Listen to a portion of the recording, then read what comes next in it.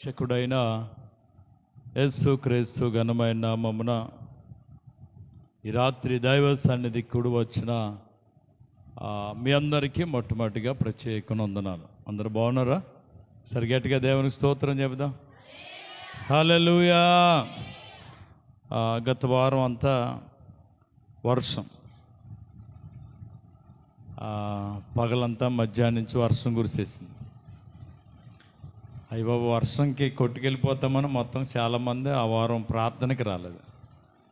ఈ వారం గాల్పు, ఇంట్లోంచి బయటికి వెళ్ళటానికి భయమేసి చాలామంది రాలేదు. ఏదేమైనప్పటికీ దేవుని సన్నిధిలో మనందరం కూడా శుక్రవారం ప్రార్థన చేసాం, ఆదివారం ప్రార్థన చేసాం.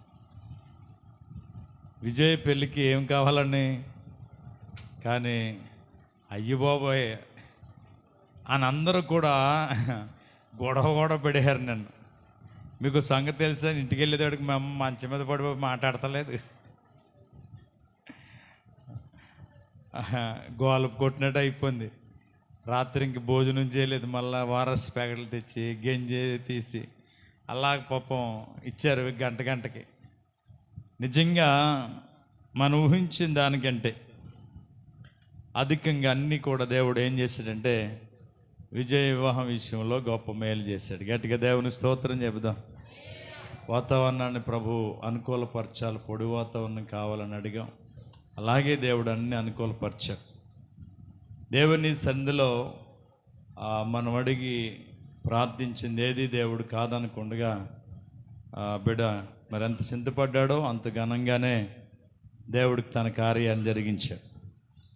నిన్న స్టేజీ మీద ఉన్నా కూడా ఏదో టెన్షన్, ఏదో ఆలోచన, ఏమైపోతుందో అనుకునేవాడు ఏంటో తెలియట్లేదు, భయం. కానీ దేవుని సంధిలో తను నమ్మిన వారి విషయంలో దేవుడు ఎన్నడూ ఏం పన్నవాడట, సిగ్గుపడనీయడు. చాలా ఆశ్చర్యమైన కార్యాన్ని నిన్నటి దినం వివాహం విషయంలో చాలా ఆశ్చర్యం జరిగింది. ఊహించిన దానికంటే ఘనంగా కార్యాలు జరగటానికి ప్రభు కృపనిచ్చారు. మొదటి పెళ్ళైన తమ్ముడు కూడా చాలా బాగా ఆ వివాహ కార్యక్రమాన్ని జరిగించారని నేను అనుకుంటున్నాను. మీరు ఏమనుకున్నారో తెలియదు. ఎందుకు బాబు ఈయన డేవిడ్ గారిని పిలుచుంటే బాగుండు అనుకున్నారో, లేకపోతే బాగా చేస్తున్నారు అయ్యగారు అని అనుకున్నారో నాకు తెలియదు. ఏమనుకున్నారో? బాగుందా? దేవునికి మహిమ కలుగును గాక. ఇంకా మనకి ఏ టెన్షన్ లేదు. అర్ధరాత్రి పెళ్ళైనా మనం చేసేసుకోవచ్చు. ఎవరో వస్తారు, ఎప్పుడు వస్తారు, ఎన్నింటికి వస్తారు అని టైం కొరకు చూడవలసిన పని కూడా లేదు. దేవుడు అవకాశం కొరకు మరెన్నో దినాలు మంచి ప్రార్థన చేశాను. నిజానికి నేను చాలా ప్రయత్నం చేశాను. హైదరాబాద్ వరకు అన్నీ నేను పెట్టుకున్నాను ఉమ్మడి రాష్ట్రంలో. కానీ ఎందుకో డిగ్రీ లేకపోవటం వల్ల మనది అవ్వలేదు. కానీ తమ్ముడు డిగ్రీ చదువుకున్నాడు కనుక తప్పకుండా సర్టిఫికేట్కి పెట్టుకోమని చెప్పి ప్రోత్సాహపరిస్తే పెట్టుకోవటం జరిగింది. దేవుని కృప వల్ల ఆధిక్యత దేవుడిచ్చాడు. గట్టిగా దేవునికి స్తోత్రం చెప్దాం. ఎవరు ఇవ్వాలా? దేవుడు ఇవ్వాలా. దేవుడు ఇవ్వకపోతే ఎవరి వల్ల కాదు. గొప్ప ఆధిక్యత దేవుడు తమ్ముడికి ఇచ్చిన దాన్ని బట్టి నేను ఎంతో సంతోషిస్తూ ఉన్నా. ఎందుకంటే ఆయన 9:30కి వస్తాను అంటాడు, 9:30 అయిపోతుంది, 10 అయిపోతుంది, 10:30 అయిపోతుంది. ఇక్కడ ఇంకా రాలేదంటే అంటారు అందరూ. టెన్షన్ నాకు ఎవరి పిల్లలని అయితే వాళ్ళు వచ్చేదాకా టెన్షన్. కాబట్టి దేవుని కృప వల్ల మన సంఘాల్లో ఎవరు పెళ్ళైనా ఏం పడవలసిన అవసరం లేదు, ఇక టెన్షన్ పడక్కర్లేదు. వాళ్ళ కొరకు మనం ఎదురు చూడవలసిన అవసరం లేదు. మన పెళ్ళిళ్ళు మనమే చేసుకునే కృప దేవుడు ఇచ్చాడు. దాన్ని బట్టి దేవునికి స్తుతి, మహిమ, ఘనత, ప్రభావములు చెల్లునుగాక. హల్లెలూయా, హల్లెలూయా. ఈ రాత్రి పరలోకపు భాగ్యాన్ని మనం సంపాదించుకోవడానికి మనకు ఉండవలసినటువంటి లక్షణాలు 3 కావాలి. 3 మాటలు, 3:5 15 నిమిషాల్లో నేను ముగించేస్తాను. అర్థమైందా? అంటే మీకంటే నాకు ఎక్కువ చాలా వేడి అయినా పిల్లలు అనుకూలంగా ఏదో ఫ్యాన్ పెడతా ఉన్నారు, అందుకని ఉండగలుగుతున్నాం. కానీ అయితే ఉండలేం. చాలా విపరీతం అంటే వేడి. మనకి ఆ సీలింగ్ ఉండుంటే ఇంత వేడి ఉండకపోనేమో, కానీ సీలింగ్ లేకపోవటం మరి ఎక్కువ వేడి అవుతుంది. ప్రార్థన చేయండి. దేవుని చిత్తమైతే దేవుడు అది కూడా మనకిచ్చి తర్వాత 4-5 ఏసీలు దేవుడు ఇచ్చేలాగా ప్రార్థన చేయాలి. దేవుడు ఇస్తాడు అడిగితే కదా. మనకు మందిరం కావాలని అడిగాము, ఇచ్చాడు. ఆ సీలింగ్ కావాలని అడిగితే సీలింగ్ ఇస్తాడు. సీలింగ్ అయిన తర్వాత ప్రభా 7 తట్టుకోలేకపోతున్నాం, మాకు ఏసీలు ఇమ్మంటే దేవుడు మందిరంలో ఏసీలు ఇస్తాడు. గట్టిగా దేవునికి స్తోత్రం చెబుదాం. దేవునికి అసాధ్యమైనది ఏదీ లేదు. దేవునికి సమస్తము సాధ్యమేనట. సాధ్యమే, అంతే కదా. మీ ఇంట్లో ఒక ఏసీ వేసుకోవటం మీకు ఈజీ కదా. అలాగే దేవుడు ఎవరినో ప్రేరేపించి ఇంట్లోకి అంటే మందిరంలో అయితే అందరూ బాగుంటారు అనుకుంటే అలాగే ఒక 4-5 బయలుదేరితే మనకి అంచకి ఈజీ, చాలా సింపుల్గా ఏసీలు అయిపోతాయి. ఏది ఏమైనా దేవుని ప్రణాళిక మనకు అర్థము కాదు. దేవుడు తన ప్రణాళిక వేరు. దాని కొరకు మనం ఏం చేయాలంటే ప్రార్థించటమే. దేవునికి స్తోత్రం చెల్లిందా. మొన్న మాకు జిల్లా మీటింగ్ జరిగింది కడిల్లో. ఆ చర్చిలోకి వెళ్ళి కూర్చున్నాక అని చెప్పి ఇంట్లో బయటికి రావటానికి ఇష్టం అవ్వలేదు. ఎందుకో తెలుసా, ఊరు చుట్టూ ఏసీలు ఉన్నాయి. అమ్మయ్య వీళ్ళ చర్చిలో మంచి ఏసీలు ఉన్నాయి అనుకున్నాను. ప్రభా మాకు కూడా కావాలన్నా ఆ ఏసీలో కూర్చుని మాకు కూడా ఉంటే ఎంత బాగుంది అనుకున్నాను. రాబర్ట్ చర్చికి వెళ్ళాను వాక్యం చెప్పడానికి. వాక్యం చెప్పినంతసేపు అబ్బా ఎంత చల్లగా ఉందో ఏసీ ఆ చర్చి నిండా. చల్లగా ఉంది, చక్కగా బాగుంది. అమ్మయ్య మా చర్చిలో కూడా ఏసీలు ఉంటే బాగుంది కదా అన్నాను. ఎందుకంటే ఎవరైనా చర్చ్ ఓపెనింగ్కి వెళ్ళామనుకోండి నాకు చాలా బాధ అనిపించేస్తుంది. ఎందుకంటే ఇంచుమించు 10-15 సంవత్సరాల్లో ఒక పూరు గుడిసెలో పాకలో మనం ఆరాధన చేసేవాళ్ళం. ఇలాంటి మందిరం నాకు ఎప్పుడు ఇస్తా ప్రభు అని అనుకునేవాడు నా చర్చ్ ఓపెనింగ్కి వెళ్ళినప్పుడు. ఆ తర్వాత ఎవరో ఒకరు అనేవారు, అయ్యగారు మరి మీ చర్చ్ ఎప్పుడు కడతారనేవారు. ఏం చెప్పాలో అర్థమయ్యేది కాదు. అది త్వరలో కడతాననేవాడిని అంతే. అలాగ 15 సంవత్సరాల్లో చిన్న పూరు గుడిసెలో ప్రభు పరిసరలో మనం ముందుకు సాగటానికి దేవుడు కృపనిచ్చాడు. ఈరోజు అబ్బా ఎవరు వచ్చిన పాస్టర్ గారు మా మందిరం కంటే చాలా బాగుంది మీ మందిరం, దేవుడు ఒక మంచి మందిరాన్ని మీకు ఇచ్చాడని చెప్పేసి అందరూ ప్రభుని స్తుతిస్తూ ఉన్నారు. దేవునికి స్తోత్రం చెబుదాం. హల్లెలూయా. అందుకే మండలం లేదని పెద్ద మీటింగ్ జరగాలంటే ఎందుకు, అయ్యగారు మీ చర్చే పెద్దది, అందరూ మీ చర్చిలో అయితే సరిపోతారు, మన చర్చిలో పెట్టించేయండి అని అందరూ నన్ను రిక్వెస్ట్ చేస్తూ ఉంటారు. ఇదంతా ఎవరి కృప అంటే ప్రభు కృప. మనం ఒకప్పుడు మందిరం లేదు, ఒకప్పుడు మనకి సరైన వసతులు లేవు. దేవుడు అన్నిటినీ ఒక్కొక్కటిగా దేవుడు మనకి అన్నీ ఇస్తున్నాడు. నిజంగా ఆయన ఆశ్చర్యకరుడు, ఆయన నమ్మదగిన దేవుడు. కాబట్టి మాటిచ్చి అన్నాడు ఏం తప్పేవాడు కాదు, మాట తప్పే దేవుడు కాదు. గట్టిగా దేవుని స్తోత్రం చెబుదాం. హల్లెలూయా. కాబట్టి మనందరం కూడా ప్రార్థన చేస్తే ఆశ్చర్యమైన కార్యాలు దేవుడు చేయగలడు, చేస్తాడు. ఈ రాత్రి పరలోకపు పట్టణంలో ప్రభువుతో పాటు ఆనందించేటువంటి గుంపులో మనం అందరం ఉండాలంటే ఒక 3 లక్షణాలు మనకు ఉండాలట. 3 గుణాలు మనం కలిగి ఉండాలట. ఏంటి? రండి, కొలస్సీలకు రాసిన పత్రిక 1వ అధ్యాయము 3వ వచనం 4వ వచనం. పరలోకమందు మీ కొరకు ఉంచబడిన నిరీక్షణను బట్టి క్రీస్తు యేసునందు మీకు కలిగి ఉన్న విశ్వాసమును గూర్చి పరిశుద్ధులందరి మీద మీకున్న ప్రేమను గురించి మేము విని ఎల్లప్పుడూ మీ నిమిత్తము ప్రార్థన చేయొచ్చు మన ప్రభువగు యేసు క్రీస్తు యొక్క తండ్రి అయిన దేవునికి కృతజ్ఞతాస్తుతులు చెల్లించుచున్నాము. గట్టిగా దేవునికి స్తోత్రం చెబుదాం. హల్లెలూయా. ఈ పరలోకపు పట్టణానికి వెళ్ళాలి. మనం ఎక్కడికి వెళ్ళాలా? మన ఆలోచన, మన తలంపు, మన ఉద్దేశాలన్నీ కూడా భూ సంబంధమైన వాటి మీద పెట్టకూడదట. భూ సంబంధమైన వాటి మీద పెట్టకూడదట. మన ఆలోచన అంతా దేని మీద తెలుసా? పర సంబంధమైన ఆలోచనే కావాలట.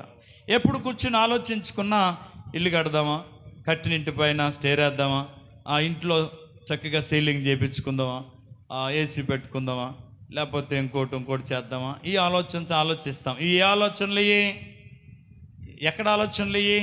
భూ సంబంధమైనటువంటి ఆలోచనలేయి.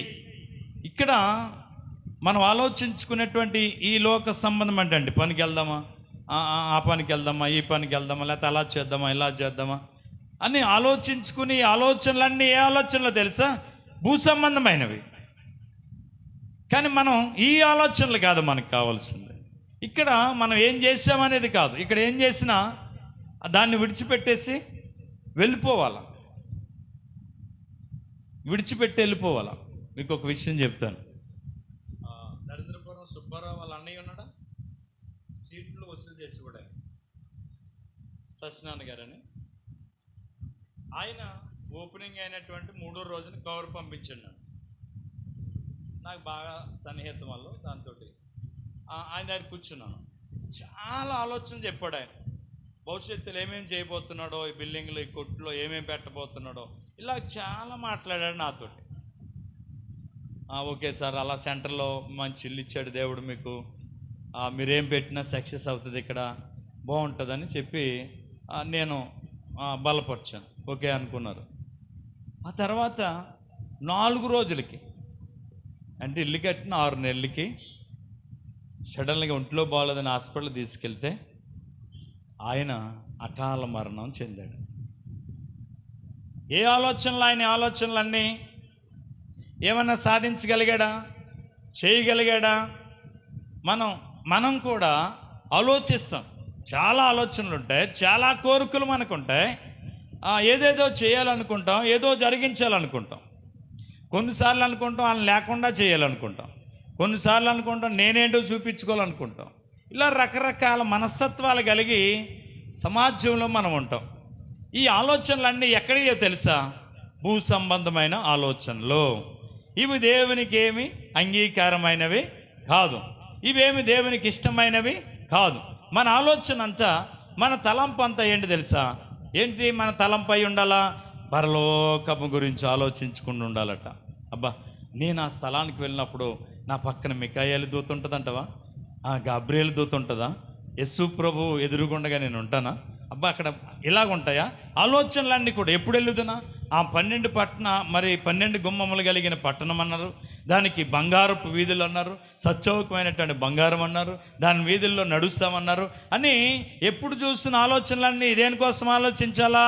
సచ్చౌకమైనటువంటి ఆ విలువైనటువంటి బంగారం మీద నేను ఎప్పుడు నడుద్దునా అని ఆలోచన చేయాలా? ఆలోచిస్తామా? అసలు ఆ ఆలోచన వస్తుందా? ఎందుకని ఆ ఆలోచన వచ్చిందంటే చచ్చిపోతామని భయం. ఆలోచన చేయండి ప్రియ దేవుని బిడ్డలారా. ఇక్కడ ఒక ముక్కు పుడక లేకపోతే కొనలేనందుకు భర్తను తిట్టేవాళ్ళు ఉంటారు. ఈ కొంపకొచ్చి మాయదారి కొంపకొచ్చి ఉన్న ముక్కు పుడక కూడా పోయింది నాకు అని బాధపడే వాళ్ళు ఉంటారు. కానీ ఒకరోజు పరలోకపు పట్టణంలో ఒక విలువైనటువంటి స్వచ్ఛౌకమైనటువంటి బంగారపు వీధుల్లో మనం ఏం చేయబోతున్నాం తెలుసా? తొక్కుకుంటూ నడవబోతున్నాం. గట్టిగా దేవునికి స్తోత్రం చెబుదాం. మీరు గమనించాలి, భూ సంబంధమైన చోట మీరు గమ్ముని పెట్టుకున్నటువంటి బంగారం కింద పడిపోయింది అనుకుందాం, ఏం చేస్తారు? బంగారం కింద పడిపోతే ఏం చేస్తారు? తీసుకుని ఏం చేస్తారు? కళ్ళుకి అద్దుకుంటారు. నేను చాలామందిని చూశాను. అంటే బంగారాన్ని ఎంతగానో పూజిస్తారు, గౌరవిస్తారు, ప్రేమిస్తారు. ఎందుకంటే అన్ని వస్తువుల్లో విలువైన వస్తువు ఏదో తెలుసా? బంగారం. నాకు బంగారం కొట్టుకెళ్ళేటప్పుడు, నాకు అలవాటు అయ్యేటప్పుడు బంగారం కొట్టుకెళ్ళి ఏదన్నా ఎవరు కూడా వెళ్ళినప్పటికీ బంగారం ఎంతో తెలుసా? ఒక కాసు బంగారం 3000 రూపాయలు. కాసు ఎంత? అప్పటి నుంచి నాకు తెలుసు బంగారం షాప్. ఇప్పుడు అదే కాసు కొనడానికి ఇంచుమించు 66,000 67,000 అవుతుంది. 3,000 ఎక్కడ? చూసారా విలువ? అంటే దానికి చాలా విలువ ఉంది మన దేశంలో, ప్రపంచంలో. దేనికి? బంగారానికి. కానీ ఆ పరలోకపు పట్టణంలో ఆ బంగారం మీద తొక్కుకుంటూ నడుస్తామంట. గట్టిగా దేవునికి స్తోత్రం చెబుదాం. ఇక్కడేమో కళ్ళు కద్దుకుంటారు, అక్కడేమో ఏం చేస్తాం? తొక్కుతూ నడుస్తామంట.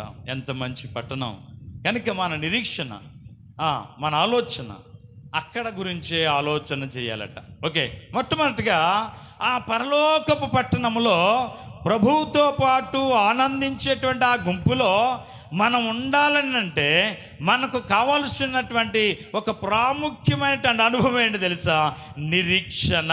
ఏం కావాలా? ఒకటి నిరీక్షణ. నిరీక్షణ అంటే ఏంటి? మీరు తెస్సలోనికి రాసిన మొదటి పత్రిక 4వ అధ్యాయం 13వ వచనం చూస్తే పౌలు గారు తెస్సలోనికి సంఘానికి ఒక మాట చెప్తూ ఉంటాడు. సహోదరులారా, నిరీక్షణ లేని ఇతరుల వలె మీరు దుఃఖపడకుండానట్లు నిద్రించుచున్న వారిని గురించి మీకు తెలియకుండా మాకు ఇష్టం లేదు. యేసు మృతి పొంది తిరిగి లేచిన మనం నమ్మిన ఎడల అదే ప్రకారం యేసునందు నిద్రించిన వారిని ఆయన ఎంట పెట్టుకుని వచ్చును. గట్టిగా దేవునికి స్తోత్రం చెబుదాం. అంటే నిరీక్షణ మనకి కావాలట. ఏంటి నిరీక్షణ అంటే? యేసు సమాధి గెలిచి తిరిగి లేచాడు. అలాగే మనవారు, మన తోటివారు, మన తల్లిదండ్రులు అవ్వచ్చు, మన అన్నదమ్ములు అవ్వచ్చు, మన అక్క చెల్లు అవ్వచ్చు, మన బిడ్డలు అవ్వచ్చు, ఒకవేళ ప్రభు పిలుపుని బట్టి చనిపోతే, ప్రభులో ఉండి చనిపోతే వాళ్ళ గురించి ప్రభు మనకు చెప్తున్నది ఏంటి తెలుసా? నేను ఎలాగైతే సమాధి గెలిచి తిరిగి లేచానో మీ వారు అనబడిన వారు, నా యందు నిద్రించిన వారందరూ కూడా ఏం చేయబడతారు తెలుసా? ఒకరోజు తిరిగి లేపబడతారు. గట్టిగా దేవునికి స్తోత్రం చెబుదాం. ఏముంచాలి మనం ఇప్పుడు? అలా లేస్తారు. నేను ప్రభు రాజ్యంలో వాళ్ళని చూస్తాను, వాళ్ళతో పాటు ప్రభు సన్నిధిలో ఆనందిస్తాను అనేటువంటి నిరీక్షణ మనకు కావాలట. ఏం కావాలా? నిరీక్షణ మనకు కావాలట. మీరు చూడండి, కొలస్సీలు రాసిన పత్రిక 1వ అధ్యాయం 23వ వచనం త్వరగా చూడండి. ఇప్పుడు ఎలా ఉండాలి? పునాది మీద కట్టబడిన వారై స్థిరముగా ఉండి మీరు నమ్మినట్టు ఆకాశం కింద ఉన్న సమస్త సృష్టి ఈ సువార్త వలన కలుగు నిరీక్షణ నుండి తొలగిపోక విశ్వాసమందు నిలిచియుండిన ఎడల ఇది మీకు కలుగును. దేవునికి స్తోత్రం చెబుదా. ఈ నిరీక్షణ తొలగిపోనివ్వకూడదట. ఏముండాలి మనకి? నిరీక్షణ కావాలి. నేను ఒకరోజు ఈరోజు చనిపోతే డైరెక్ట్గా ప్రభు దగ్గరికి వెళ్తాను, ప్రభు సన్నిధిలో ఆనందిస్తాను. నాకంటే ముందు చనిపోయిన మా తండ్రి గారిని చూస్తాను, మా అన్నయ్యని చూస్తాను, ఇలా మా బంధువులను చూస్తాను, మా అత్తమామలను చూస్తాను అనేటువంటి ఒక నిరీక్షణ నాకు ఉంది. ఎప్పుడు చనిపోయినా పర్లేదు, వాళ్ళ దగ్గరికి వెళ్తానని నిరీక్షణ. నిజమండి, మనకేం కావాలట? నిరీక్షణ కావాలా. ఒకరోజు ఎక్కడికి వెళ్తాం? ప్రభు రాజ్యానికి వెళ్తాం. మనకంటే ముందు వెళ్ళిపోయిన వాళ్ళని అక్కడ చూస్తాం, వాళ్ళు మనం కలిసి ప్రభుని స్తుతిస్తాం. గట్టిగా దేవునికి స్తోత్రం చెబుదాం. హల్లెలూయా, హల్లెలూయా. అపోస్తలుల కార్యములు 23వ అధ్యాయం 6వ వచనం. అపోస్తలుల కార్యములు 23వ అధ్యాయం 6వ వచనం.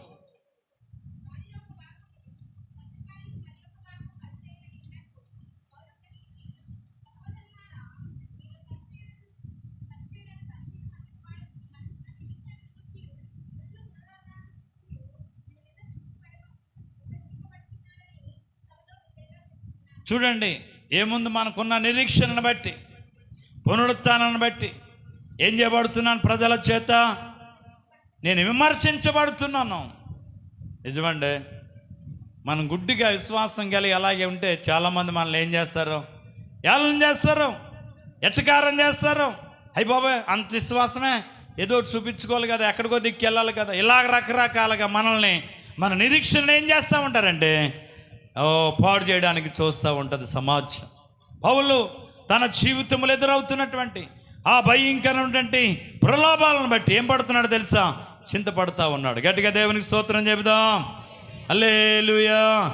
తీతు రాసిన పత్రిక 1వ అధ్యాయం 2వ వచనం దగ్గర నేను త్వరగా చెప్తున్నా, దాన్ని ఎక్కువ వివరించలేదు. మీరు రాసుకోండి, ఇంటికి వెళ్ళి మళ్ళీ చదువుకోండి, దాని గురించి జ్ఞానం చేయండి. తీతు రాసిన పత్రిక 1వ అధ్యాయం 2వ వచనం. నిత్య జీవమును గూర్చిన నిరీక్షణతో కూడిన ఆ భక్తికి ఆధారమగు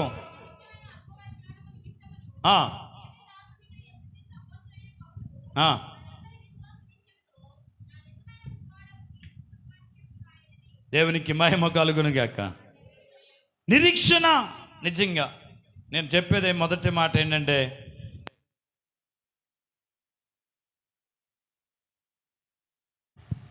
నిరీక్షణ ఉండాల. నిరీక్షణ.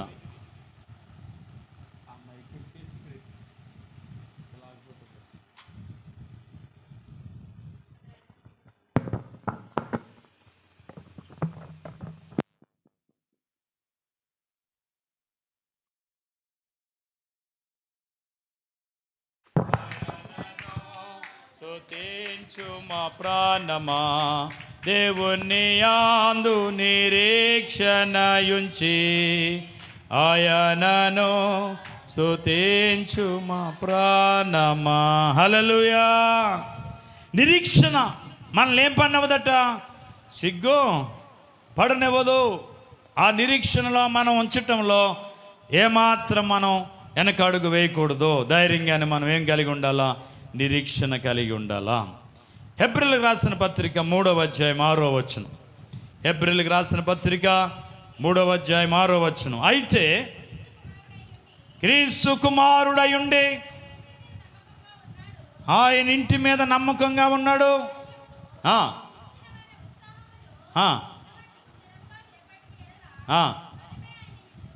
చూడండి, మనము నిరీక్షణను అంతమ మట్టుకు స్థిరముగా చేపట్టిన యెడల మనమే ఆయన ఇల్లట. దేవునికి స్తోత్రం. మనమే ఆయన ఇల్లు అంటున్నాడు. ఇంకొక మాట అంటాడు, మీరే నాకు ఆలయమై ఉన్నారంటాడు. మనం ఆయనకి ఏమై ఉన్నామంట, ఆలయమై ఉన్నాం. ఇక్కడ ఆయన అంటాడు, ఇదిగో నిరీక్షణను మీరు స్థిరంగా చేపట్టిన యెడల మీరే నాకు ఇల్లు. దేవునికి స్తోత్రం. హల్లెలూయా. అందుకని నిరీక్షణ మనకు కావాలా.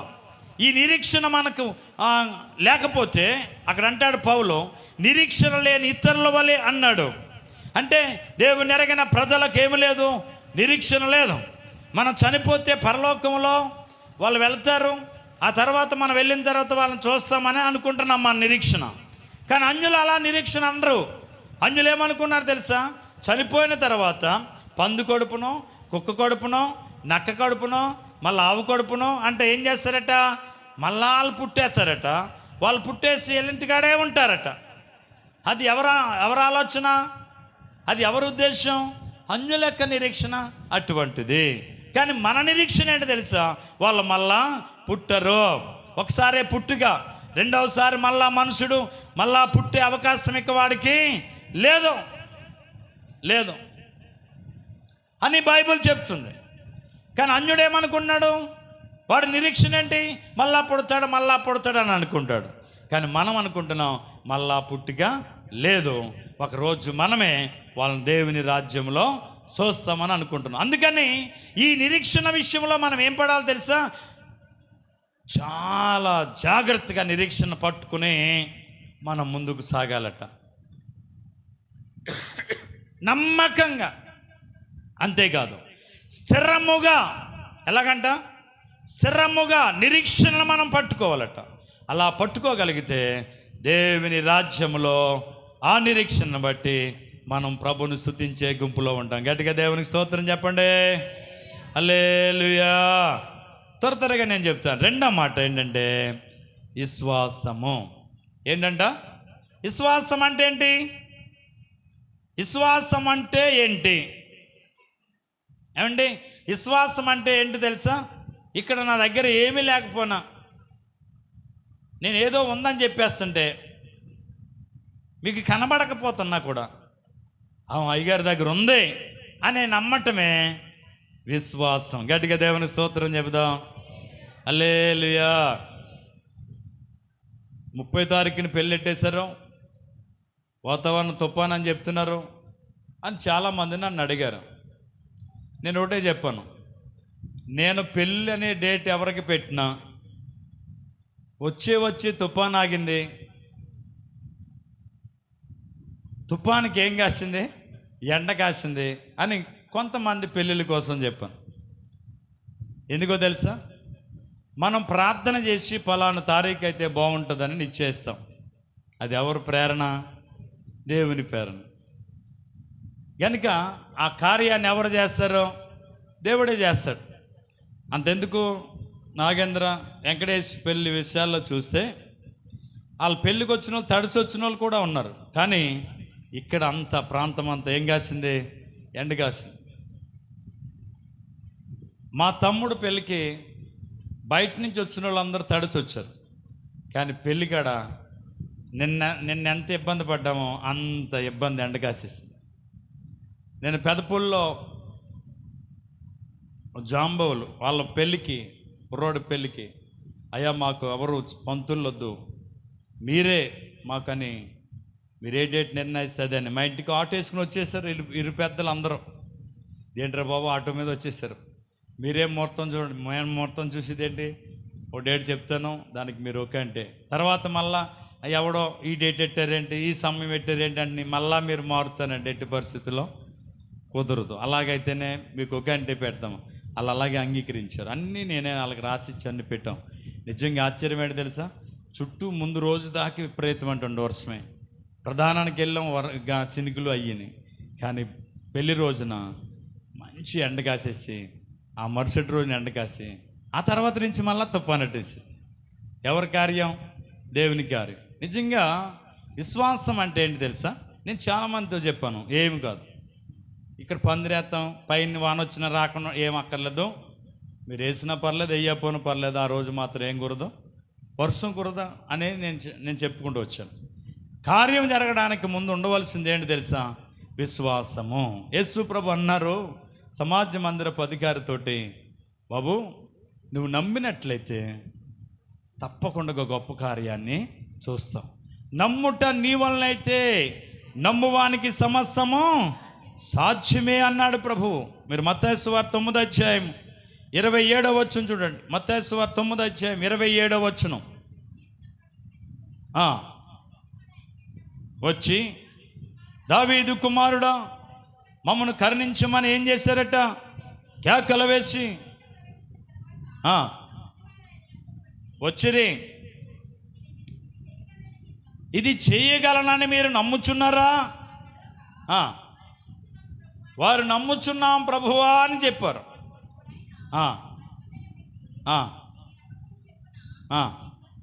మీకు కలుగును గాక అని చెప్పగానే ఆ గుడ్డోలు కళ్ళు తెరవబడిపోయాడు. గట్టిగా దేవునికి స్తోత్రం చెప్తాం. నేను అలా చేసానంటే కళ్ళు తెరిపోతాయి మీకు అన్నాడా? యేసు ప్రభు ఏమన్నాడు? ఇదిగో మీరు నేను చేయగలనని మీరు నమ్ముతున్నారా? అయ్యా ప్రభా నమ్ముతున్నామయ్యా. అయితే మీ విశ్వాసం చెప్పున ఇదిగో మీకు జరుగును గాకని ఆయన కళ్ళు ముట్టగానే వెంటనే ఏం పొందారట? చూపు పొంది ప్రభుని స్తుతించారట. దేవునికి స్తోత్రం చెబుదాం. విశ్వాసం అనేది ఏం కావాలో తెలుసా? నమ్మకం. మనం ఏమవ్వాలా? నమ్మాలా. అందుకే మీకు విశ్వాసం అంటే ఏంటనేది మీకు అర్థం అవ్వాలంటే హెబ్రీయులకు రాసిన పత్రిక 11 మొదటి 2 వచనాలు మీరు చదివితే, విశ్వాసం అనున్నది నిరీక్షింపబడు వాటి యొక్క నిజ స్వరూపమును, అదృశ్యమైనవి ఉన్నవని నమ్ముట నిజమైనది విశ్వాసం. ఇది అదృశ్యమైనవి, కనబడనవి, ఉన్నవని నమ్మటమే గొప్ప విశ్వాసం. యేసు ప్రభును మనం చూడలేదు కానీ ఆయన దేవుడు అని నమ్మాం. పరలోకం ఉన్నదని మనకు తెలియదు కానీ పరలోకం ఉన్నదని బైబిల్ చెప్తుంది, దాన్ని మనం నమ్ముతున్నాం. చూసామా? అందుకే చాలామంది విశ్వాస జీవితంలో వారి యొక్క విశ్వాసం ఎలా ఉంటుందో తెలుసా? మనం చూసి వచ్చామేంట్రా పరలోకం ఉందని. ఎవరు చెప్తున్న మాటలు? ప్రభు నమ్ముకున్న వాళ్ళే అనుకుంటున్నారు ఇలాగని. ప్రభు నమ్మిన వాడే రక్షణ పొంది సంఘములో చేర్చేవాడికే ఏంటో తెలుసా? పరలోకం ఎక్కడ చూద్దాంలే. అప్పుడు ఎవడు చూసి వచ్చాడు పరలోకం అనుకునేవాడు ఉన్నాడు. పరలోకము మనకు తెలియదు కానీ పరలోకం ఉన్నదని పరిశుద్ధ గ్రంథం చెప్తుంది. ఆ పరలోకము మహా సౌందర్యమైందని, ఆ పరలోక పట్టణానికి దీపం ఉండదని, ఆ పరలోక పట్టణానికి కరెంటుతో పని లేదని, గొర్రె పిల్లయే ఆ దీప కాంతి అని, అక్కడ పగలుండదు రాత్రి ఉండదని, సూర్యుడు చంద్రుడు వారిద్దరు పని లేదని, ఆకలి ఉండదని, దప్పికుండదని పరిశుద్ధ గ్రంథం తేటగా చెబుతుంది. గట్టిగా దేవునికి స్తోత్రం చెబుదాం. నువ్వు నమ్మలేకపోతే ఇంక నువ్వు వేస్ట్. ప్రభు నమ్మినట్టంటే నీలో పరలోకం ఉందనే నమ్మకం నీకు లేకపోతే, అయ్యో ఈ పని నేను చేయకూడదు, ఈ పని నేను చేస్తే, విగ్రహారాధన చేస్తే, దొంగతనం చేస్తే, వ్యభిచారం చేస్తే, అంతకుడుగా నేను మారితే నేను పరలోక రాజ్యాన్ని పోగొట్టుకుంటాననేటువంటి విషయాన్ని నేను వెరగలేకపోతే నీ క్రియలు ఏమాత్రం మార్చబడవు. ఇవన్నీ చేసేవాడికి అక్కడ అర్హత ఉండదు. విగ్రహారాధన అన్నింటిలో కంటే దేవునికి మహాకోపమైన పని. వ్యభిచారాన్ని శమిస్తాడంట, కానీ విగ్రహారాధకుని దేవుడు శమించడట. కాబట్టి ప్రియ దేవుని బిడ్డలారా, ఆలోచన చేయండి. ఎవడు చూసి వచ్చాడా అని అంటున్నారు. బైబిల్లో ధనవంతుడు ఉన్నాడు, లాజరు ఉన్నాడు. ఈ వాక్యాలన్నీ దేవునివన్నీ నమ్మున్నప్పుడు నరకం ఉందని అక్కడ చెప్పబడుతుంది కదా. లాజరు ద్వారా అక్కడ అబ్రహాము రొమ్మును ఆనుకున్నాడు, పరదేశం ఉందని చెప్పబడుతుంది కదా. మరి రోజు వాక్యం చదువుతాం, వాక్యాన్ని సొన్నంగా రాసుకుంటారు. మరి ఇంక విశ్వాసం ఎక్కడుంది మీకు? చాలామంది ఇంకా పరలోకం ఉందంటవా, ఎవడు చూసి వచ్చాడంట అనే భక్తి జీవితంలో మీరు సాగుతూ ఉంటే రాకడ సమయం ఆసన్నమవుతుంది. నువ్వు ఆ విశ్వాసాన్ని స్థిరపరచుకోలేకపోతే, ఆ విశ్వాసాన్ని బలపరచుకోలేకపోతే నువ్వేం చేయబడతావు తెలుసా? ఆ రోజు విడిచిపెట్టబడతావు. అయ్య బాబు నేను రక్షణ పొందాను కదంట. నీకు ఎగ్జాంపుల్ చెప్తున్నాను. మనం హైదరాబాద్ వెళ్ళడానికి వెళ్ళి టికెట్లు రిజర్వేషన్ చేయించుకున్నాం. రాత్రి 9 గంటలకి మీకు బస్సు అని చెప్పారు. 9 గంటలకి ఆల్రెడీ బస్సు వచ్చేస్తుంది. నువ్వు ఆ టికెట్లు పట్టుకుని 8:45 ఎక్కడ ఉండాలా? ఆ బస్ స్టాప్ దగ్గర ఉండాలా. 9 అయిపోయింది లేవు, 9:30 అయిపోయింది లేవు, 10 అయిపోయింది అక్కడ లేవు. బస్సు ఆగుద్దా? బస్సు ఆగుద్దా? వెళ్ళేసి నేను టికెట్ కొనుక్కున్నాను కదా, నా కోసం బస్సు ఎందాకలేదని అడుగుతాడా? అడగడానికి ఉందా? లేదు లేదు. టయానికి ఎవరు ఉండాలా? ముందు అక్కడ ఉండాలా. నువ్వు లేవు కనుక ఏం చేయబడతావు? ఇడిచిపెట్టబడతావు. రక్షణ పొందాను కదండి, నాకు ఎందుకు పరలోకం ఎవరు అని అడగటానికి లేదు. నువ్వేమై ఉండాలా? రక్షణ పొందని నువ్వేమై ఉండాలా? సిద్ధపాటు కలిగి ఉండాలా. సిద్ధపాటు నీలో లేకపోతే నువ్వేం చేయబడతావు తెలుసా? విడిచిపెట్టబడతావు. గట్టిగా దేవునికి స్తోత్రం చెబుదాం. అందుకే ఒక మాట నాకు జ్ఞాపకం వస్తుంది. హెజ్కేలు గ్రంథం 38:7 చూడండి. హెజ్కేలు గ్రంథం 38:7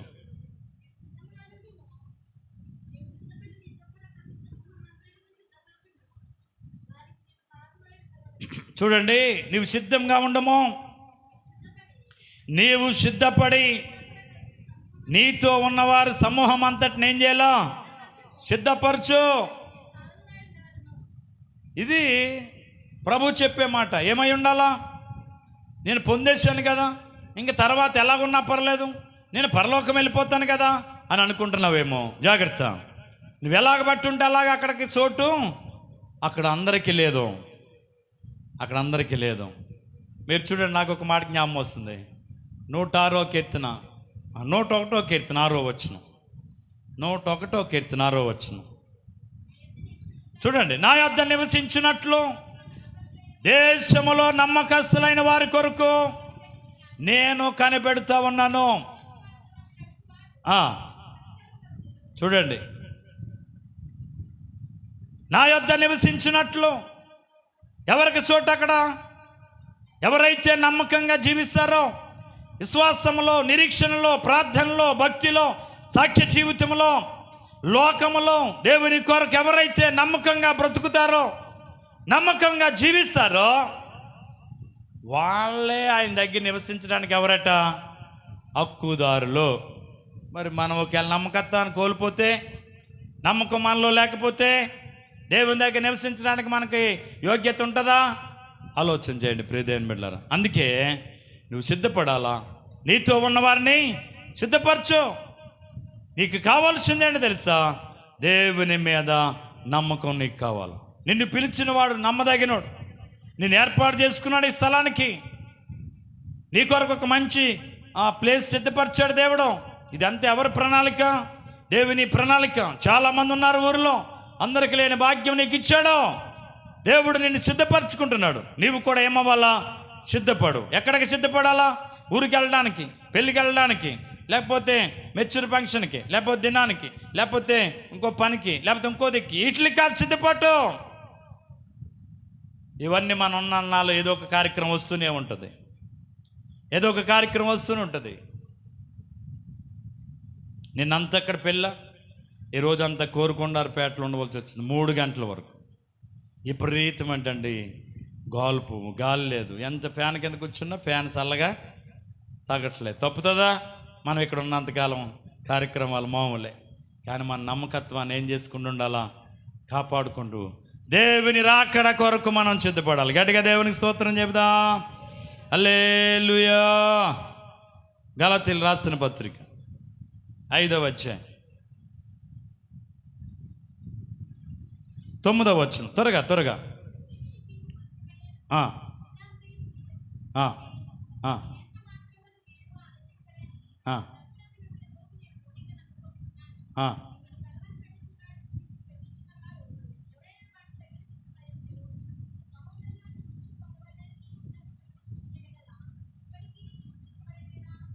చాలమ్మా చూడండి.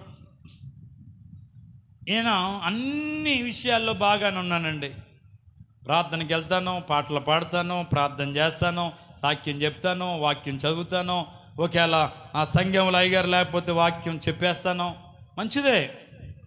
ఇన్ని గుణలక్షణాలు నీలో ఉండి దేవుని కొరకు వాడబడేటువంటి నీవు ఎక్కడ చిన్న విషయంలో మనం నమ్మలేకపోయామా? దేవుని పనిలో అంత పిండి అంత చిన్నదే.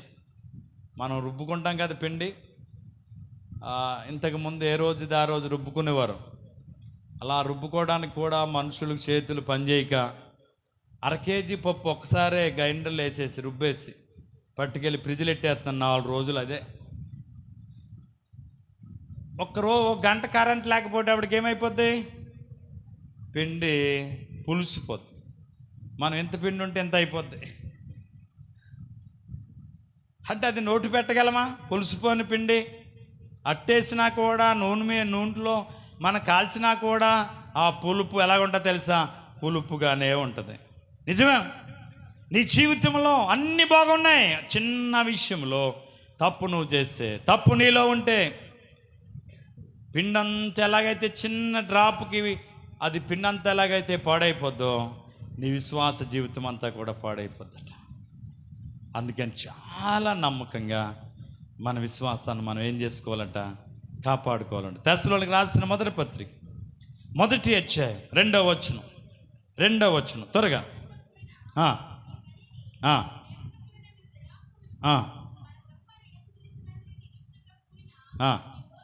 మీ ఓర్పును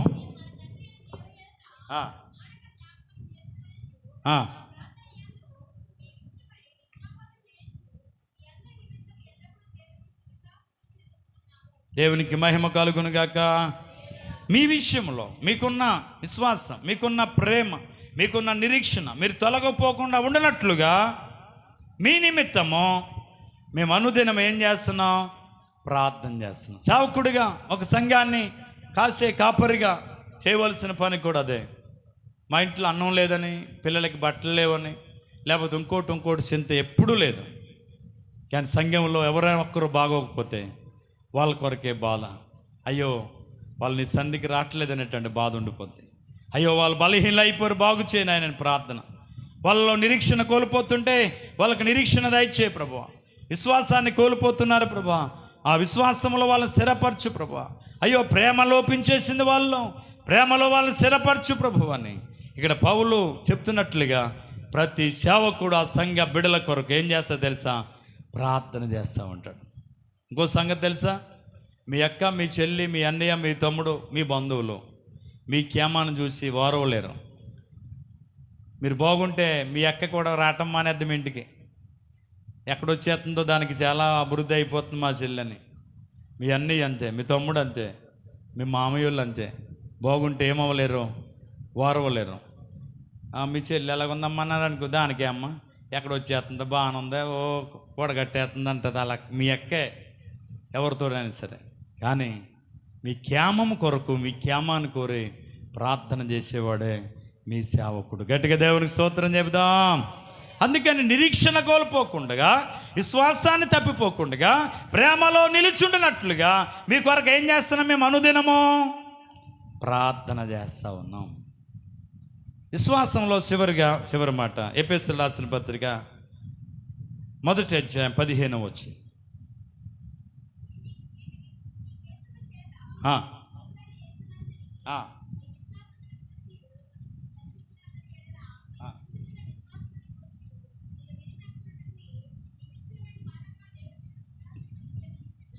దేవునికి స్తోత్రం.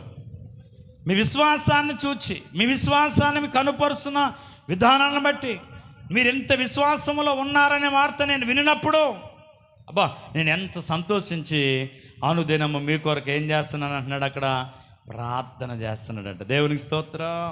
విశ్వాసం కలిగి, ప్రేమ కలిగి, నిరీక్షణ కలిగి అబ్బా సంఘంలో చక్కగా అన్ని విషయాల్లో ముందుగా వస్తూ చక్కగా సాగిపోతున్న వాళ్ళని చూసి ఎంత సంతోషం అనిపిస్తుందో. వచ్చిన వాళ్ళ కోసం సంతోషం కంటే ఆ ప్లేసులు ఖాళీగా ఉంటాయి చూడండి, వాళ్ళని చూసినప్పుడు అయ్యో వాళ్ళు రాలేదు, వీళ్ళు రాలేదని మనసు అంతా వాళ్ళ మీదే ప్రయాణం చేస్తూ ఉంటుంది.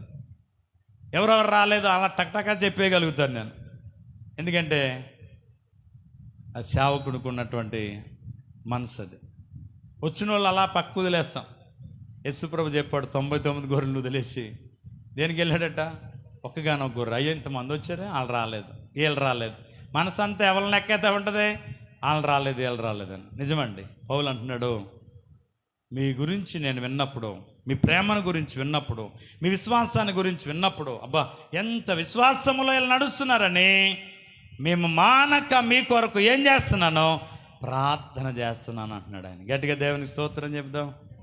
నమ్మకంగా సంఘంలో సహకారులుగా ఉంటున్నప్పుడు, కార్యాల్లో పాలుభాగస్తులు అవుతున్నప్పుడు వాళ్ళని బట్టి ఏం కలుగుతుంది? సంతోషం కలుగుతుంది. ఏంట్రా పాటలు అయిపోయినాక వస్తారు, ఆరాధన అయిపోయినాక వస్తారు, వాక్యం అయిపోయినాక వస్తారు, ఏంటిల్లో అలా లేటుకు వచ్చి వాళ్ళని బట్టి ఏమనిపిస్తూ ఉంటుంది? బాధ అనిపిస్తూ ఉంటుంది. కానీ విశ్వాసములో, నిరీక్షణ, ప్రేమలో, భక్తిలో మనం ఎక్కడ తొట్టెళ్ళకుండగా ఏమైపోతుండాలట?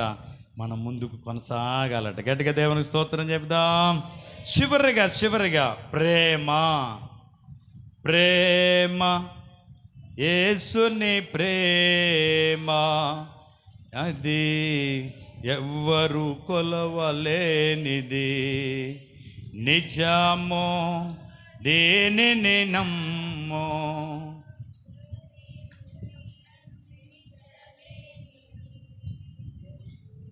ఎన్నాడెన్నడు మారనిది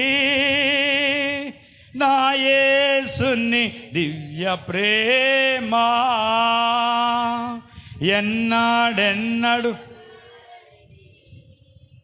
నా యేసుని నిత్య ప్రేమ, ప్రేమ, యేసుని ప్రేమ అది ఎవ్వరు కొలువలేనిది. హల్లెలూయా. నిజమండి, యేసు ప్రేమ ఎంత గొప్పదో, ఎంత గొప్పదో.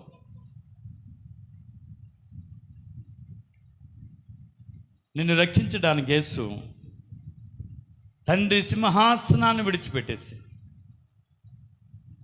పాపివైన నీ దగ్గరికి, నా దగ్గరికి వచ్చేసాడు. అక్కడి నుంచి ఆ పరలోక భాగ్యం తండ్రి కుడిపార్శ్వమందు కూర్చుని చక్కగా సింహాసనం మీద ఆనందించవలసిన భాగ్యాన్ని విడిచిపెట్టి ఎక్కడికి వచ్చేసాడు ఆయన? ఎందుకు వచ్చాడు?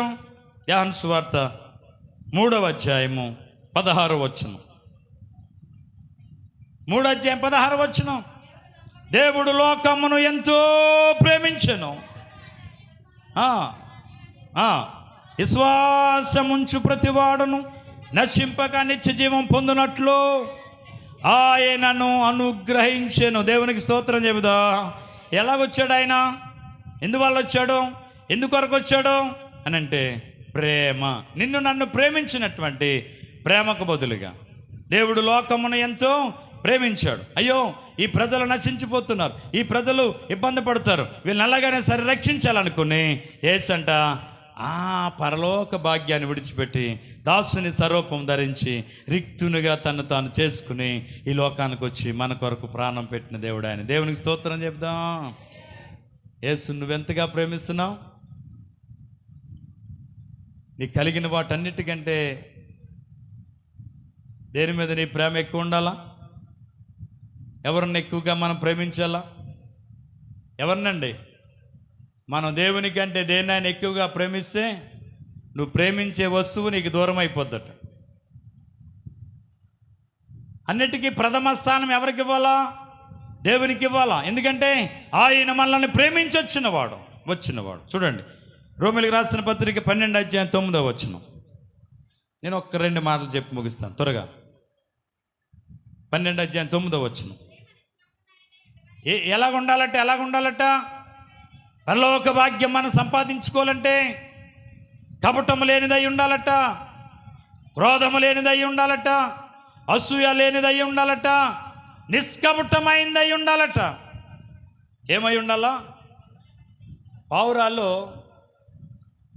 వాటి గురించి చెప్పబడేది ఏంటంటే కల్మసం లేనివి, నిష్కపటమైన మనసు కలిగినవి అంట పావురాలు.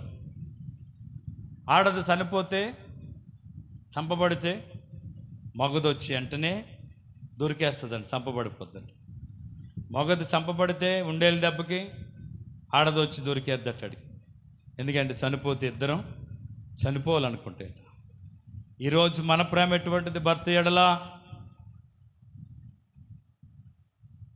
ఆడు మారడ బాబా, పోతే పోనీ అంటుంది మొన్న మంచి. ఏమవ్వాలా? పోతే పోనే. మేమైనా పిల్లలు మేము సుఖంగానే బతుకుతాం. ఆడి వల్ల మాకేం లేదు, ఇంట్లో సుఖం లేదు, నిద్ర లేదు, భోజనం లేదు. అబ్బా వాడి వల్ల మాకున్న గౌరవం ఏమైపోతుంది? మంట కలిసిపోతుందని చెప్పి. నిజమే, చూసారా? ఏటికంటే ఏ గొప్ప? పౌరాలే గొప్ప కదా మనకంటే. అందుకే పౌరం వల్లే నిష్కపటులు అయి ఉండండి, పాముల వల్లే వివేకము కలిగి ఉండండి అన్నాడు ప్రభు. ఏముండాలా? నిష్కపటం. ఇప్పుడు మనకు ఉండవలసిన ప్రేమ ఎటువంటిది? ఏ ప్రేమ ఉండాలట? నిష్కపటమైన ప్రేమ. ఏ ప్రేమ కావాలా? నిష్కపటమైన ప్రేమ. భర్తని వేరే పురుషునితో కలిసి చంపేసిన వాళ్ళు చరిత్ర బోలు మంది చెప్పగలను. నేను వారానికి 2-3 న్యూస్లు చూస్తాను అలాంటి. ఎందుకనంటే వాళ్ళలో ప్రేమలో వచ్చిన లోపం, సహించుకోలేని మనసు, తగ్గింపు లేని మనసు, క్రోధము కలిగిన మనసు, కపటము కలిగిన మనసు మనుషుల్ని ఏం చేస్తుంది? దూరం చేసేస్తుంది. కనుక ఆలోచన చేయండి. యేసును ప్రేమిస్తున్న మనం, యేసుతో నడుస్తున్న మనకి ఏ ప్రేమ కావాలో తెలుసా? నిష్కపటమైన ప్రేమ కావాలట. ఏముండకూడదు మన ప్రేమలో? ఏముండకూడదు? కపటము ఉండకూడదు. రోమీయులకు రాసిన పత్రిక 13:8. ఒక్కనినొక్కడు ప్రేమించుట విషయములో మరి ఏమియో ఎవడికైనా అచ్చి ఉండకూడదట, ఎవడికి ₹1 బాకీ ఉండిపోకూడదట. ఆ చచ్చిపోయే లోపల తీర్చేయాలనుకుంటాడు ప్రతివాడు. ఇక్కడ ఏం చెప్పబడుతుంది? ఎందులో అచ్చి ఉండకూడదట? డబ్బులు ఇవ్వటంలో, అప్పు ఇచ్చుకుని తీసి ఇవ్వటంలో, అందులో కాదు అచ్చ. ఒకరినొకడు ప్రేమించుట విషయంలో ఏముండకూడదు తెలుసా? అచ్చి ఉండకూడదట. అయ్యో అని ప్రేమించలేకపోయినా ఇవాళ ఎందుకు అని దూరం చేసుకున్నాను అని స్థితి ఎప్పుడు మనకు రాకూడదట. గట్టిగా దేవునికి స్తోత్రం చెబుదాం. హల్లెలూయా. కొరింథీయులకు రాసిన 2వ పత్రిక 6:6. మా పవిత్రతతోనూ జ్ఞానముతోనూ దీర్ఘశాంతముతోనూ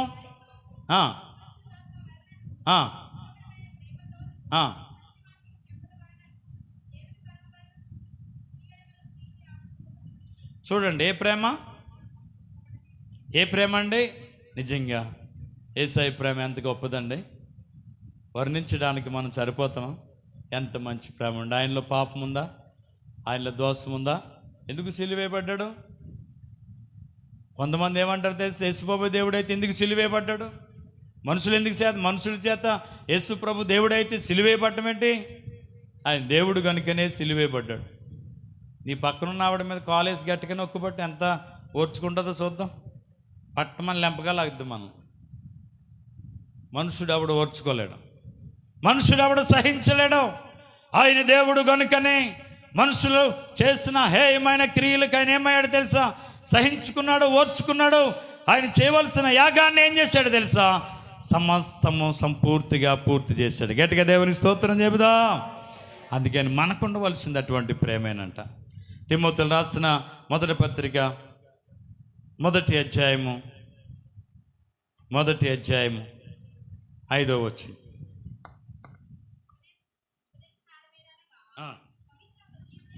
ఉపదేశ సారమేదనగా పవిత్ర హృదయులయుండి మంచి మనసాక్షుండియు నిష్కపటమైన విశ్వాసము నుండి కలుగు ప్రేమయే. వీటన్నిటిలో కలిగేదే ఏంటి తెలుసా? ప్రేమ. ఈ ప్రేమ మనకెప్పుడు మనలో నుండి దూరం కాకూడదు. మన ఇండియా దేశానికి వచ్చింది, కలకత్తా అనే పట్టణానికి వచ్చింది ఒక తల్లి. ఆవిడ పేరే మదర్ తెరీసా. ఆవిడ ఏ మాసించి కుష్ఠరోగుల మధ్యకు వచ్చి పరిసర చేసింది. ఏమండి, కుష్ఠరోగులు కనబడితే కలకత్తాలో ఉన్న వాళ్ళందరూ కుష్ఠరోగులను ఒక దిక్కి తీసుకొచ్చి వాళ్ళ గాయాలు సొబ్బెట్టి నీళ్ళెట్టి వేడి నీళ్ళెట్టి కడిగి వాళ్ళకి డ్రెస్సింగ్ చేసి గాయములు కట్టి మళ్ళా ఒక్కొక్కడికి ప్లేట్లు అన్నం వేసుకుని ఆ అన్నం అంట ముద్దలు చుట్టి వాళ్ళకి తినిపించేదట. ఎంత మంచి తల్లి అండి. ఎవరు ఆవిడ? విదేశాల నుంచి వచ్చింది. ఇక్కడెవరు బంధువులు కాదు, ఇక్కడెవరు చుట్టాలు కాదు. ఆఖరి ప్రాణము పోయేంత వరకు కలకత్తాలో ఆవిడ అద్భుతమైన పరిచర్య చేసింది. గట్టిగా దేవునికి స్తోత్రం చెబుదా. ఏం ఆశించి వీళ్ళ దగ్గర నుంచి ఆశించా? కాదు కాదు కాదు. కుష్ఠరోగులను ఎవరు సేరదీయట్లేదు, కుష్ఠరోగులను ఎవరు ముట్టుకోవట్లేదు. కాబట్టి మనం వెళ్ళి కుష్ఠరోగుల్ని దగ్గరికి సేరదీసి వాళ్ళ గాయాలు కట్టి వాళ్ళకి ప్రభువు గురించి చెప్పాలా, రక్షణలోకి నడిపించాలని ఒక ఆలోచన కలిగి ఆ తల్లి కలకత్తా పట్టణానికి వచ్చింది. మురుగు ప్రాంతంలో ఉండటానికి నివాసాలు సరిగా లేనటువంటి ఒక గుడుచులో ఉండటానికి ఇష్టపడు, దోమలు కంపు అటువంటి ప్రదేశంలో ఉండి కుష్ఠరోగులు అన్నవారిని వారు అందరినీ సేరదీసి వాళ్ళందరికీ ఏం చేస్తూ వచ్చింది తెలుసా? పరిచర్య చేసింది. మీకు సంగతి తెలుసా?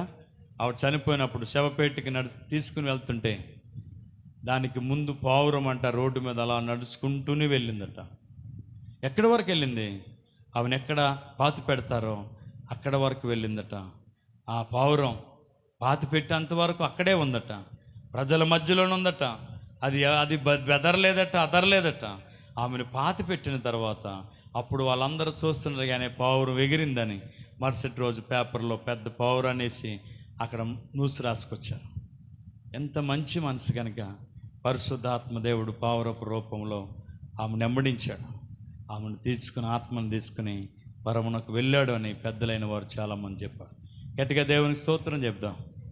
అందుకని నిష్కపటం ప్రేమ. ఎదుటివాడిని చూడగానే ఏం కలగాల? ప్రేమ కలగాల. గుడ్డివాడిని చూడగానే ప్రేమ కలగాల. రోగిని చూడగానే ప్రేమ కలగాల. బలహీన చూడగానే ప్రేమ కలగాల. ఆకలిగా ఉన్నవాడిని చూడగానే ఏం కలగాల? ప్రేమ కలగాల. వస్త్రహీనుడు కనబడగానే వాడి మీద ప్రేమ కలగాల. దయాగుణం.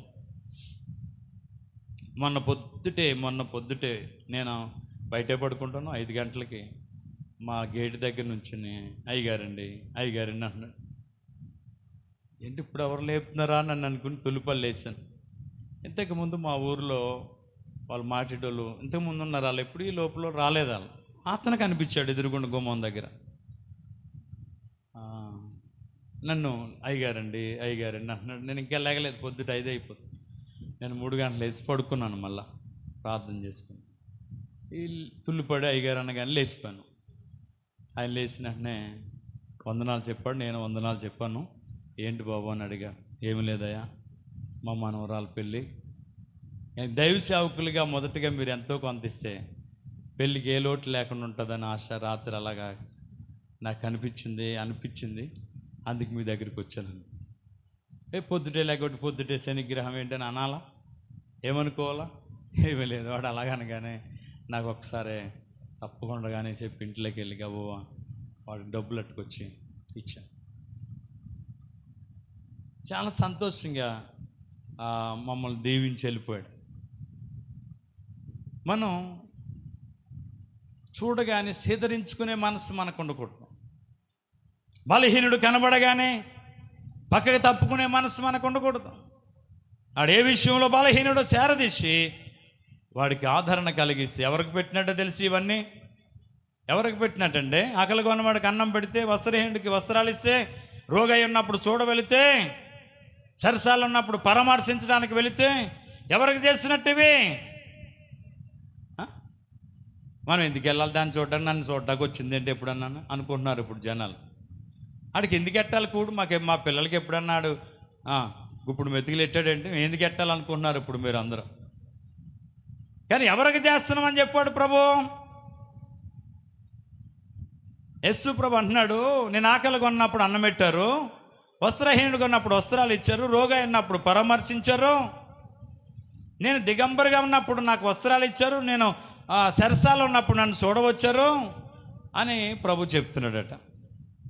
వీళ్ళందరికీ కోపం వచ్చేసింది. ఎప్పుడున్నా ప్రభు నువ్వు జైల్లో, ఎప్పుడున్నా ప్రభు ఆకలి కొన్నావు, ఎప్పుడున్నా నీకు వస్త్రాలు లేకుండా అని అన్నారట. అప్పుడు అన్నాడట ప్రభు, ఇదిగో ఈనాటి సహోదరులు ఇలాంటి వాళ్ళకి మీరు చేస్తే నాకు చేసినట్టు అన్నాడట. గట్టిగా దేవునికి స్తోత్రం చెబుదాం. ఎవరికి చేస్తున్నాం మనం? రోగిని చూడడానికి వెళ్ళాం, ఎవరిని చూడటానికి వెళ్ళినట్టు మనం? ఎవరిని? ప్రభుని చూడడానికి వెళ్ళినట్టే. వస్త్రహీనుడు కొన్నాడు, వాడికి వస్త్రాలు కొనుక్కుని వెళ్ళాం, ఎవరికి కొనిచ్చినట్టు? ప్రభుకి ఇచ్చినట్టే. ఫలితం మనకి ఎక్కడ కనబడబోతుంది? దేవుని రాజ్యములో మనం ఆ ఫలితాల్లో మనం చూడబోతా ఉన్నాం. గట్టిగా దేవునికి స్తోత్రం చెబుదాం. అందుకని వాళ్ళు మనం చూడడానికి రాకపోయినా మనం వెళ్ళాలి, వాళ్ళు మనకి ఎప్పుడు ఏమి పెట్టకపోయినా మనం పెట్టాలి. వాళ్ళు పెడితే నువ్వు పెడితే గొప్ప ఏముందా? ఇప్పుడు ఎవరన్నా భోజనం పెడితే ఎవరికి పెడుతున్నారు? మళ్ళీ వీడికి కేకేసి, వీడికి ఎట్టుకోండి వాళ్ళ ఇంటికి కేకేసి భోజనం పెడతారు కాదేమో చెప్పండి. మనం భోజనం పెడితే ఎవడికి పెట్టాలని తెలుసా? మనకాడు ఎన్నడూ వాడి జీవితంలో ఎప్పుడు భోజనం పెట్టకుండా ఎవడైతే ఉండిపోతాడో ఆడికి మనం భోజనం పెట్టాలట. ఆ ఫలము మన కొరకు దేవుని సన్నిధిలో నిలిచి ఉంటుందట. గట్టిగా దేవునికి స్తోత్రం చెప్తాం. ఎవరికి పెట్టాలా? అడుక్కున్నవాడికి పెట్టామనుకోండి, మళ్ళీ వాళ్ళ ఇంటికి కేకేసి భోజనం పెడతాడా? అందుకని ప్రేమను మనం కనపరచగలగాలి. ఏం కనపరచాలా? ప్రేమను మనం చూపించాలి. అలాగా 3 సంగతులు: 1 నిరీక్షణ, 2 విశ్వాసం, 3 ఏంటో తెలుసా? ప్రేమ. ఈ 3 మనం కలిగినట్లయితే నిత్యరాజ్యంలో ప్రభుతో పాటు ఆనందించగలుగుతాం. అట్టి కృప దేవుడు నీకు నాకు మనందరికీ అనుగ్రహించునుగాక. అందరికీ వందనాలు.